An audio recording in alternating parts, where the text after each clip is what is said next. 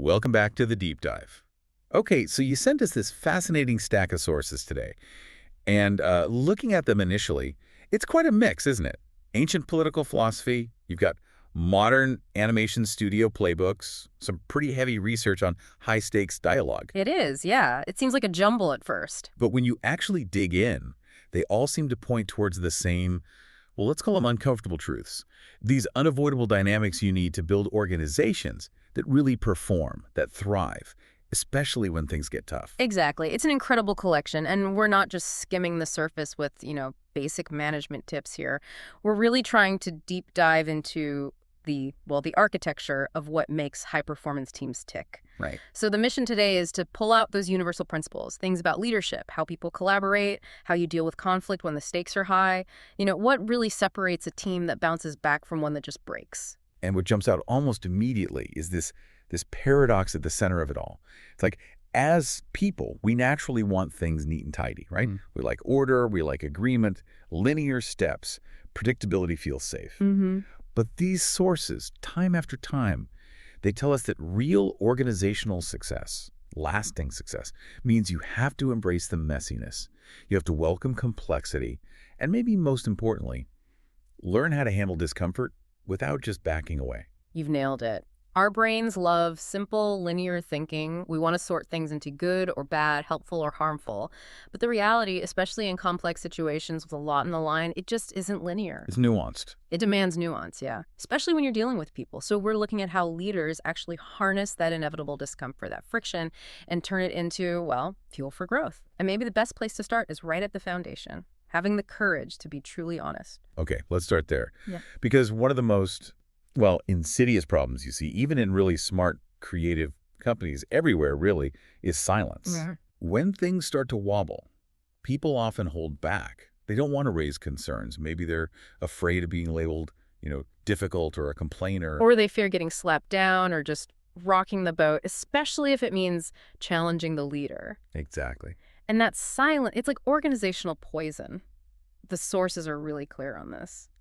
You can't solve problems effectively in a vacuum. Every single organization, whether it's a company, a team, even a government, it has this unwritten history, a culture. Right. And that culture, it subtly tells everyone which problems are okay to talk about and which ones you should probably just, let slide. So if the vibe is don't bring me problems, bring me solutions, or raising issues makes you look negative, Then people just won't. They'll look the other way. Even if there's a massive glaring failure straight ahead, It's dangerous. And you can imagine that fear gets amplified when the stakes are really high. Like, say, making a big budget movie. Yeah. The director's under huge pressure. Nobody wants to be that person, the one who points out the emperor has no clothes. It becomes this self-preservation instinct, but it can lock the whole project onto a disastrous path. Which brings us to Pixar, because they face this exact problem and develop something pretty remarkable to deal with it.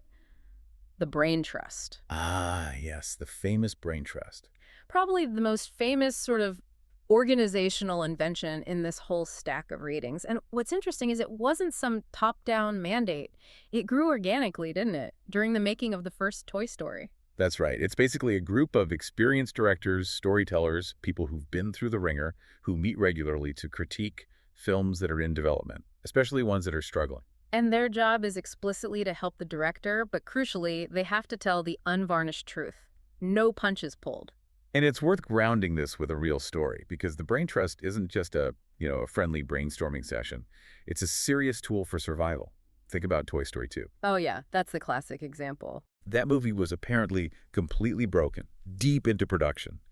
It was heading straight for a direct-to-video release, which was seen as a failure. Unreleasable, they thought. And then the Braintrust stepped in, and they essentially told the director, Ash Brennan, look, you've got some funny bits here, but there's no heart. There's no emotional core to this story. Exactly. They didn't sugarcoat it. And the key thing about the Braintrust, it wasn't just about their creative talent, though obviously they had plenty of that. It was their ability to analyze the story, the emotional beats, what wasn't working. About everyone getting defensive. Precisely. Without the members giving the notes or the director receiving the notes, getting all emotional or protective about it, and that's vital.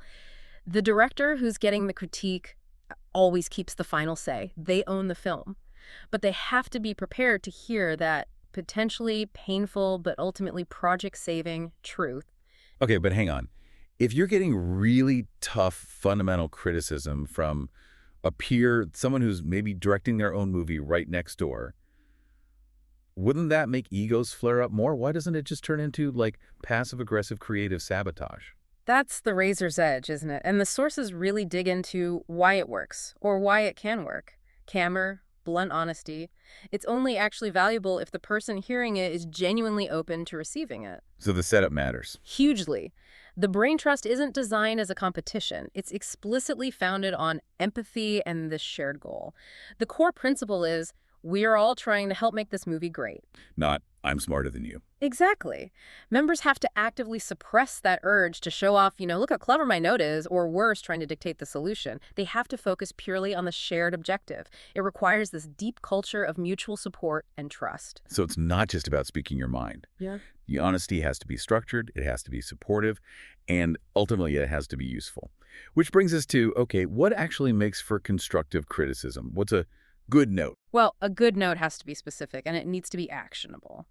It needs to clearly point out what's wrong or what feels missing, or maybe what just isn't clear to the audience. So not helpful. I'm bored. Right. Or, this scene feels off. That's too vague, too subjective. A good note might be something like, I don't really understand why the character leaves the room right then. What's their motivation? Or, you've set up this ticking clock, but I'm not feeling the emotional stakes rising as it runs down. See the difference. Much clearer, actionable. And you mentioned timing is key, too. Getting critical feedback after the thing is basically done. It's pointless and demoralizing. Yeah, it's like saying, hey, all that work you just poured your heart into, it was wasted. The note has to land when there's still runaway time, energy, budget to actually address the underlying issue. Which touches on this difference between just criticizing and being constructive. Yes, the sources emphasize this. Constructive criticism is about building while you're pointing out flaws. Andrew Stanton, the director of WALL-E and Finding Nemo, he used a great metaphor. He said it's like being a teacher. A teacher. Okay, how so? Not giving a grade, presumably. Right. A good teacher doesn't just mark things wrong. They try to inspire the student to want to do better, to figure it out for themselves. You're not demanding a specific fix. You're trying to ignite their desire to redo the work and find their own better solution. So you connect it back to their own goals. Exactly. Instead of saying, this opening scene's dialogue is weak, you might frame it differently. You could say, hey, remember you said you wanted really memorable, quotable lines in this film? Lines people would repeat walking out. Oh, okay. I'm just not hearing those killer lines yet. Don't you want to push for that? Suddenly, it's not a criticism from outside. It's framed as a challenge that aligns with the creator's own ambition. Much more motivating. That intense focus, making sure difficult input is both honest and safe, it connects directly to this whole field of study around dialogue skills, especially in high-stakes situations. Absolutely. Think about any situation where opinions differ strongly, emotions are running high. It could be a company crisis, a tense family meeting, or, a brain trust session. Mm-hmm. Our default human reaction is often fight or flight, right? Silence or aggression. And we're usually at our worst in those moments. Exactly when clear thinking is most needed. So the organizational challenge becomes developing the skills and the environment to make it safe to talk about the really tough stuff.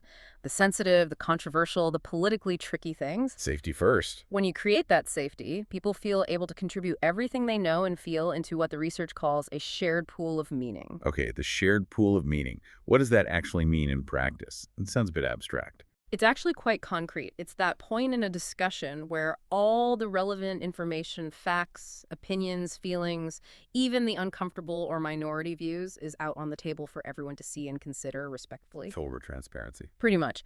Once everything's in that shared pool, the path to a solution, even a difficult one, becomes much clearer. It often just flows naturally from that shared understanding. But getting there requires real skill. These are learnable dialogue skills, things like active listening, framing sensitive issues carefully, managing your own emotions. Not just personality traits you're born with. No, they can be learned. But it takes patience, and it definitely takes courage to put those high-stakes thoughts out there in a way that invites discussion, rather than just, shutting things down or letting resentment build. Okay, so if you commit to that level of open, candid communication, that brain trust style honesty, you immediately crash into the problem of traditional organizational structures. You absolutely do, because most hierarchies, let's be honest, are set up to control information flow, not necessarily to encourage open, horizontal chat. And Pixar apparently learned this the hard way too, right? After their initial success. Oh, yeah. After Toy Story hit big, the standard management instincts started kicking in. Pressure to tighten budgets, control the creative process, manage information flow more formally. Put some structure in place. Exactly. And they made this classic mistake. They confused the communication structure with the organizational chart, which led to this sort of well-meaning but ultimately quite damaging micromanagement. I remember reading the example, like, if an animator needed to talk to someone in modeling about, say, a texture or how a character moves, Yeah. they couldn't just walk over and talk to them. They had to go through the proper channels. Tell their supervisor, who tells their manager, who then goes to the modeling manager, who finally relays the message to the actual modeler. Insane, right? Yeah. It sounds efficient on paper, maybe, for tracking things, but in practice, it was bureaucratic paralysis. And it drove the artists nuts. It stifled creativity. So how do they fix it? The solution was actually pretty radical, especially for a growing company. They basically got everyone together and said, okay, new rule. Anyone can talk to anyone else at any level, at any time, about anything related to the work, without needing permission or fearing trouble. Wow. Just direct communication. Sidestep the hierarchy for efficiency. Completely. Even if your manager finds out later, fine. The priority became getting the work done efficiently and, well, breaking down those silos instantly, rather than preserving the managerial control structure above all else. That kind of open model seems like the polar opposite of what you sometimes see. That sort of disciplinarian syndrome. That's a good term for it. Yeah, where a leader tries to impose order mainly through sheer force of personality and rigid top-down control. You think of figures like, maybe, Lee Iacocca back in the day at Chrysler, famous for turning that company around. A classic example. Iacocca came into a situation he saw as chaotic, maybe anarchic, and he imposed this incredibly strong, commanding presence. He restructured everything, brought in strict financial discipline, huge layoffs. And it worked, didn't it, for a while? Pulled them back from the brink. Spectacularly, he saved Chrysler. But there's a cautionary tale embedded there. You look at other examples like Rubbermaid was one mentioned in the sources, rose incredibly high under a similarly forceful, disciplined leader. Became a Fortune 500 darling. Right. But then when that singular leader left, the company just declined almost as dramatically. So relying on that one dominant personality, that sort of dictator figure, it can work for crisis management, short-term fixes. But it's fragile. The organization itself doesn't learn how to manage complexity or maintain discipline on its own. It just becomes dependent on waiting for orders from the top. Which means for long-term health, you need something else. Systems, ways of delegating that actually empower people and spread out the accountability. Exactly. It can't just be a cult of personality. And that leads us straight into thinking about different ways to delegate work, specifically moving away from what the sources call gopher delegation. Oh, for delegation. Sounds familiar, like go fetch this, go do that, report back. Pretty much. It's the boss constantly telling the subordinate exactly how to do the job. Step-by-step instructions. Micromanagement, basically. It is. The manager becomes the bottleneck.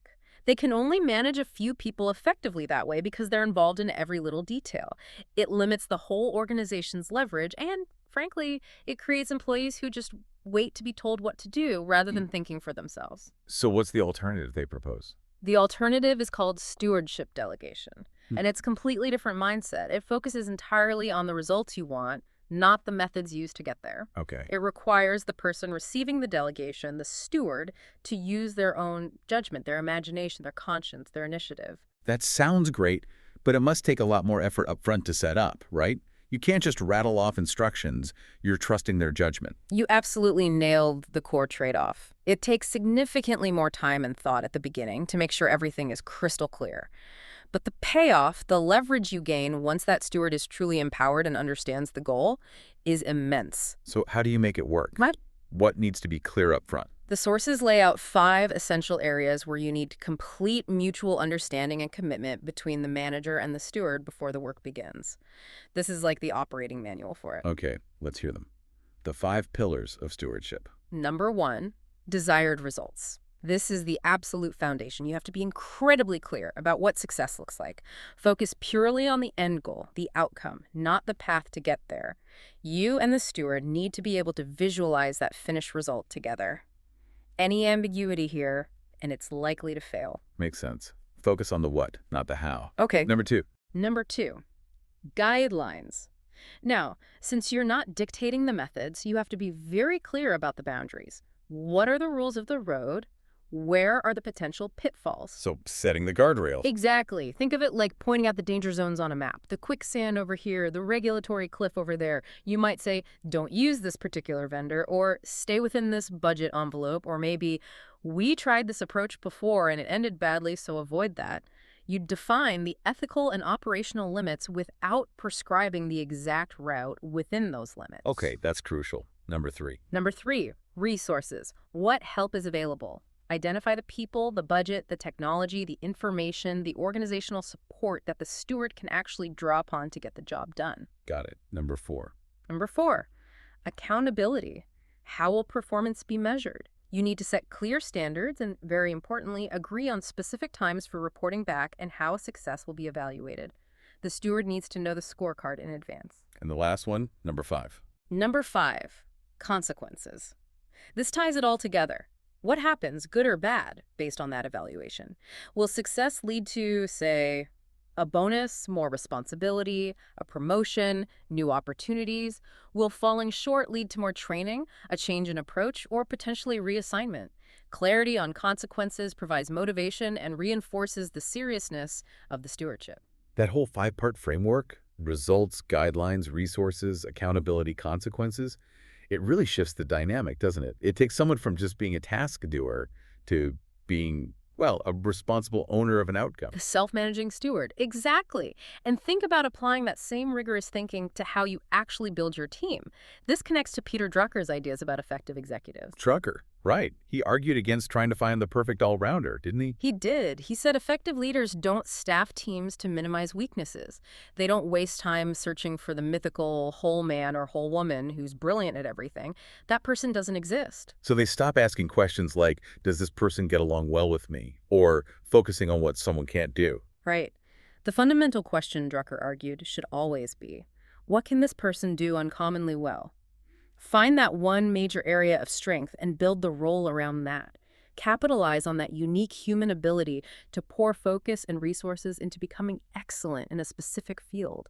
And it's not just about finding superstars either. No, that's another key insight. Leaders need to value stability just as much as rapid growth potential.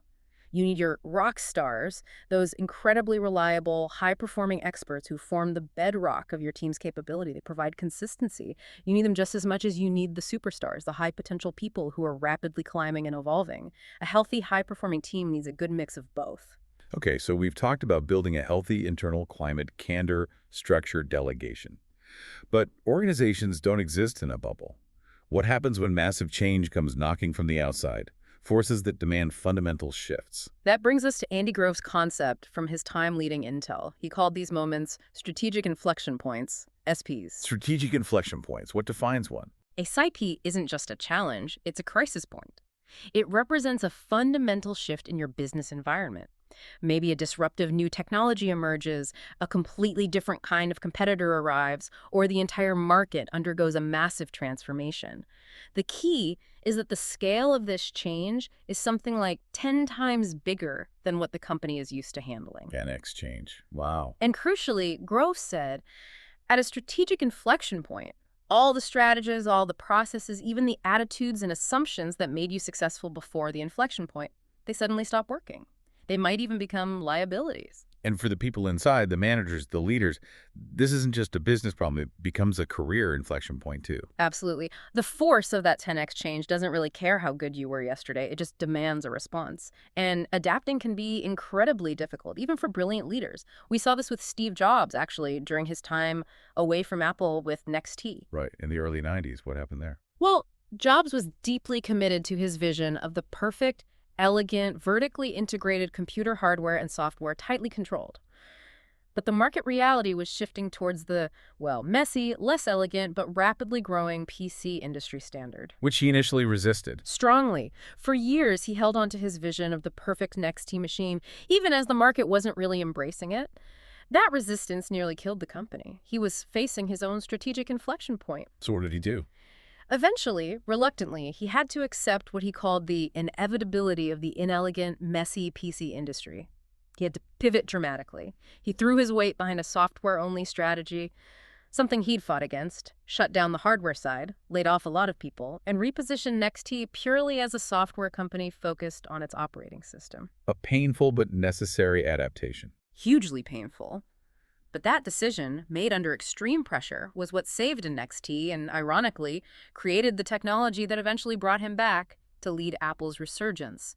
It's a powerful example of how hard it is for us to process nonlinear change, especially when it invalidates our past successes. That difficulty, that struggle with nonlinear shifts, it connects really well to another concept from the sources, anti-fragility. Yes, Nassim Nicholas Taleb's idea. It pushes us to think beyond just being resilient. Okay, so resilience means you bounce back, right? Yeah. You get hit by a shock and you return to your previous state, like a sturdy wall. Right. Resilience is about withstanding shocks and staying the same. Anti-fragility is different. An anti-fragile system doesn't just survive stress or volatility or randomness, it actually gains from it. It gets stronger because of the hit. Like a muscle.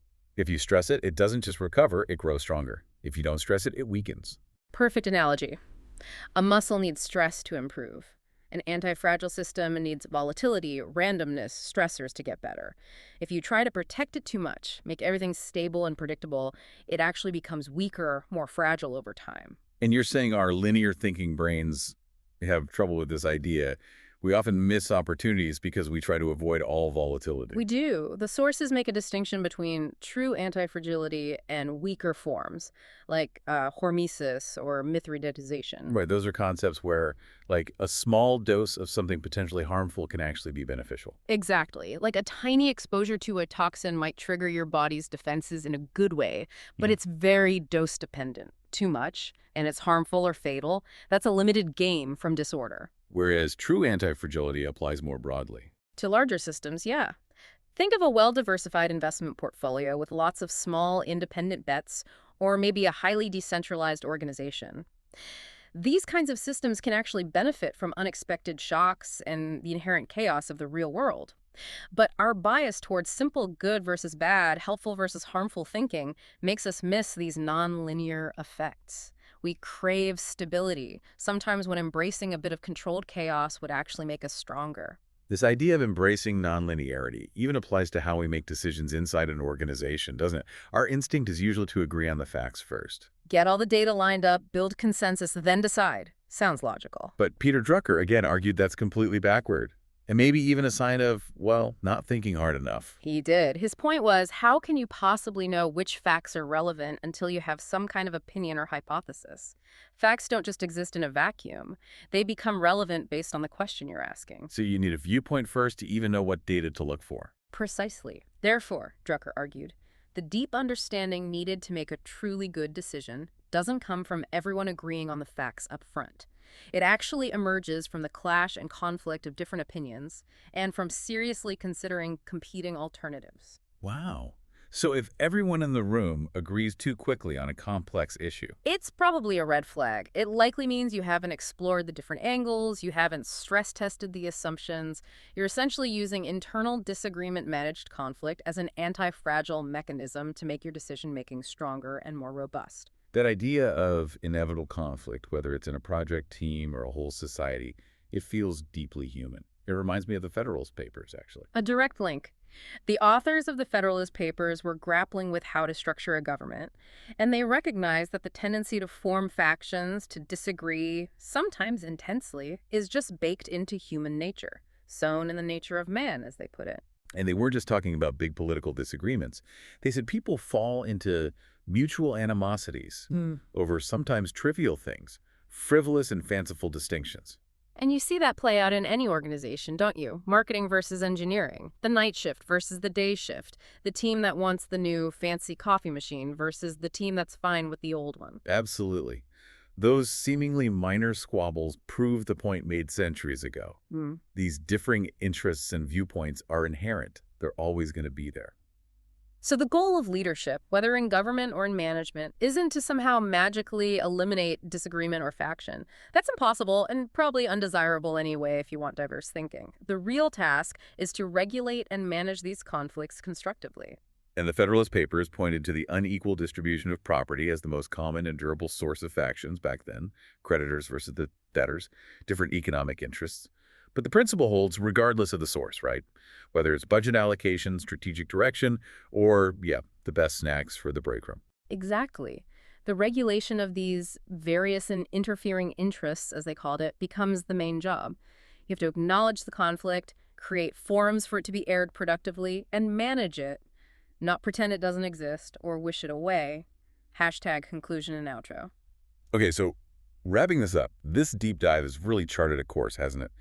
We started with that fundamental need for radical honesty, but delivered with empathy, like the Braintrust model. That courage of candor. Then we moved to how you structure leadership effectively through stewardship delegation, getting away from fragile top-down control, Empowering people, focusing on results. and finally looking outwards, recognizing that we have to embrace, not just endure, conflict, disorder, and those big strategic inflection points to build organizations that are truly robust, maybe even anti-fragile. It really demands a shift in perspective for anyone in a leadership role, doesn't it? The main goal isn't just about hitting this quarter's target or launching the next product successfully. It's about cultivating a sustainable creative culture, A culture that can weather storms and keep producing. which requires constant vigilance. You have to keep asking the tough questions, stay incredibly alert to those subtle shifts in the dynamics, both inside the team and in the wider environment. And that strong culture, that mindset, is ultimately what drives the results. I remember one of the Pixar quotes, "Quality is the best business plan." Yes.